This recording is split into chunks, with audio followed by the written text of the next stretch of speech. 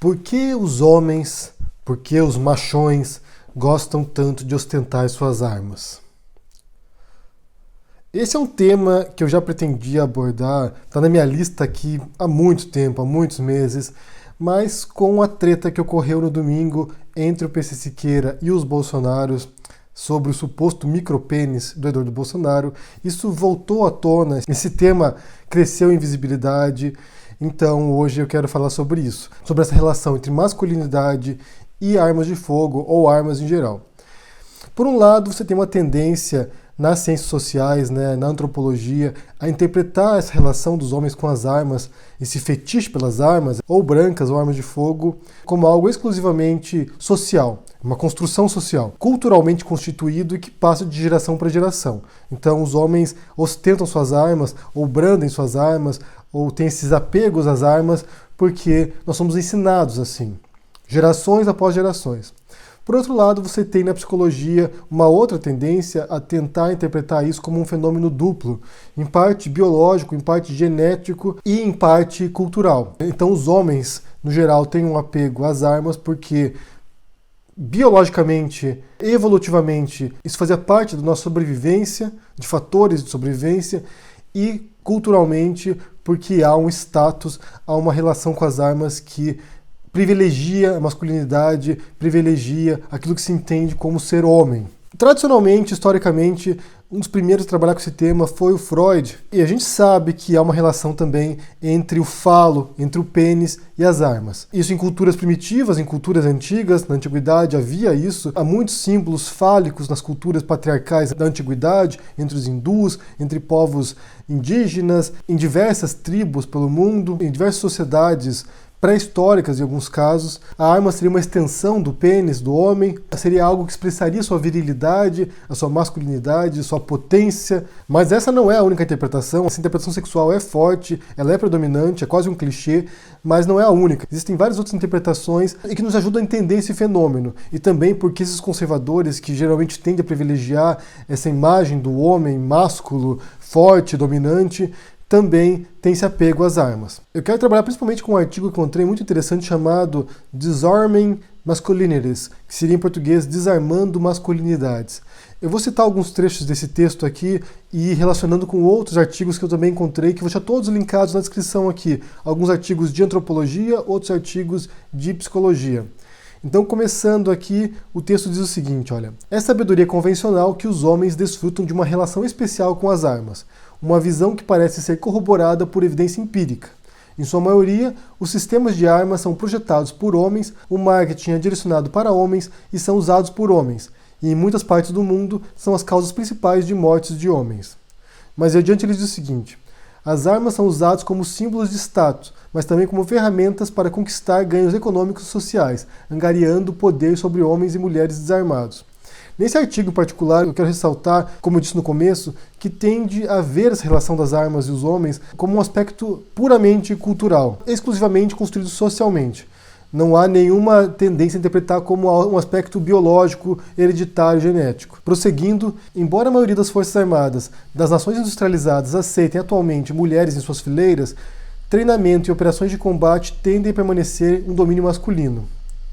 Ou seja, mesmo atualmente em nações modernas que teriam ultrapassado esses preconceitos de gênero em relação a homens e mulheres, tendem a privilegiar o porte da arma, o acesso à arma, o treino de tiro e de combate aos homens e não às mulheres. Prosseguindo, a exibição de sua arma em público se torna um modo através do qual o homem exibe a sua masculinidade e seu papel na sociedade. Esse é um ponto interessante que eu quero relacionar com uma outra fonte, que é o documentário chamado Jihad, A Story of the Other, que em português seria Jihad, Uma História do Outro, que é da diretora Dia Khan. Nesse documentário ela entrevista ex-combatentes de forças islâmicas, que a gente chamaria de terroristas, Pessoas que foram para a Síria para combater com o Estado Islâmico ou com grupos guerrilheiros islâmicos. E um deles era um combatente e atualmente ele voltou para o Reino Unido e trabalha com jovens britânicos muçulmanos frustrados e que gostariam de ir para a jihad, que gostariam de ir para a Guerra Santa para combater infiéis ou para lutar pelo Islã. E num ponto do documentário ele diz o seguinte: basicamente, o que eu percebo, ele diz, é que é uma frustração sexual nesses jovens. Eles têm que provar que são melhores do que são. Eles têm que provar para a sociedade que eles têm algum tipo de valor. Então, se eles vão para o campo de batalha na Síria, ou no Iraque, ou onde for, e tem uma arma na mão e sabem que essa arma dá poder para eles, e terão mulheres, terão concubinas, terão escravas sexuais, então isso dá a impressão que eles são mais homens, que eles são mais fortes. Então prossigamos o texto aqui.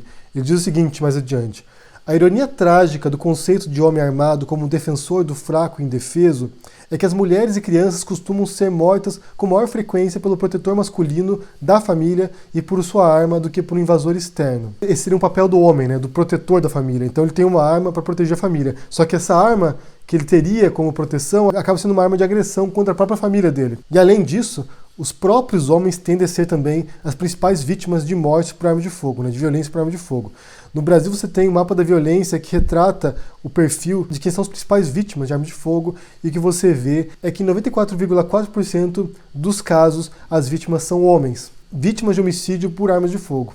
Então os homens são os principais usuários de armas de fogo e são também as principais vítimas das mortes por armas de fogo. Prosseguindo no texto aqui, a conexão entre homens e armas frequentemente assume características altamente sexualizadas. A noção de uma espada, arma de fogo ou míssil nuclear como um símbolo fálico ou uma extensão peniana se tornou um clichê. Como eu disse, ao longo histórico de relacionar armas de fogo ou armas brancas com o pênis do homem.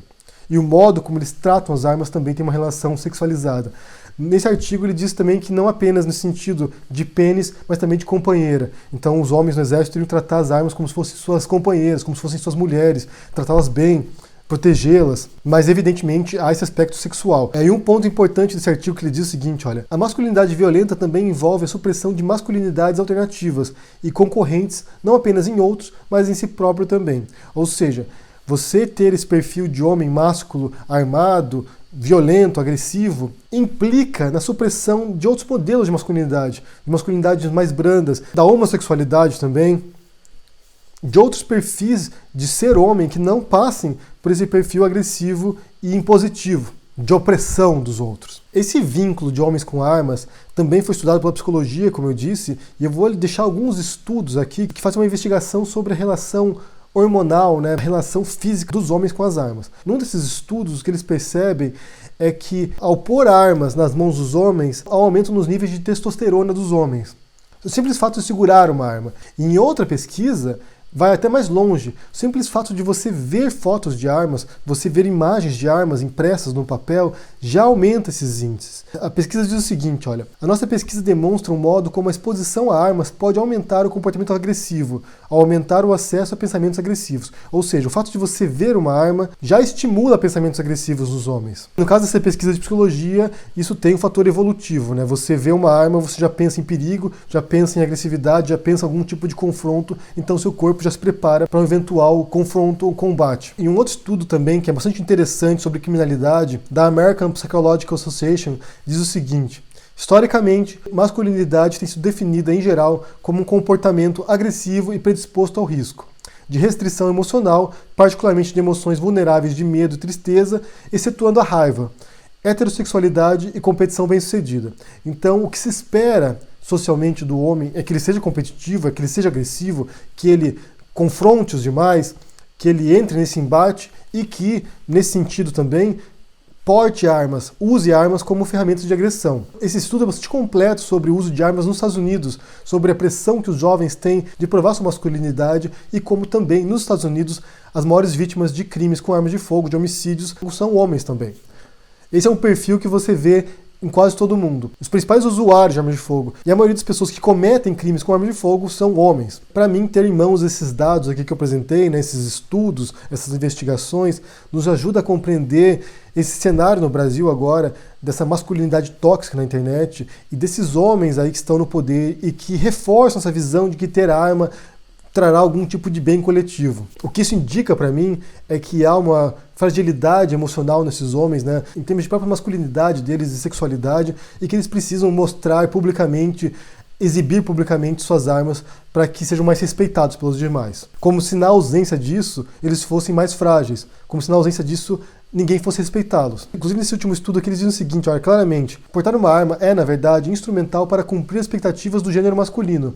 Estimativas sobre o tamanho físico e muscularidade de uma pessoa são maiores quando ela porta uma arma. Ou seja, uma pessoa parece ser mais alta e mais forte, mais musculosa porque tem uma arma nas mãos. Isso talvez solucione certos complexos que algumas pessoas têm em relação à própria estatura, por exemplo. E como a gente está falando sobre esse tema aí de micropênis, ou sexualidade, ou insegurança em relação à masculinidade, essa questão das armas aí se torna preponderante. No fim, ter ou não ter uma arma em casa, ou poder carregar uma arma ou não, tem mais a ver com esse papel social de querer provar que é macho, de querer provar que é homem, de se sentir mais seguro enquanto sexo masculino, do que de fato algum tipo de prevenção a crimes ou de proteção da família ou de si próprio. Pois os estudos do FBI indicam que, na maioria dos casos no qual a pessoa armada é vítima de um crime, ela não usa a arma para se defender.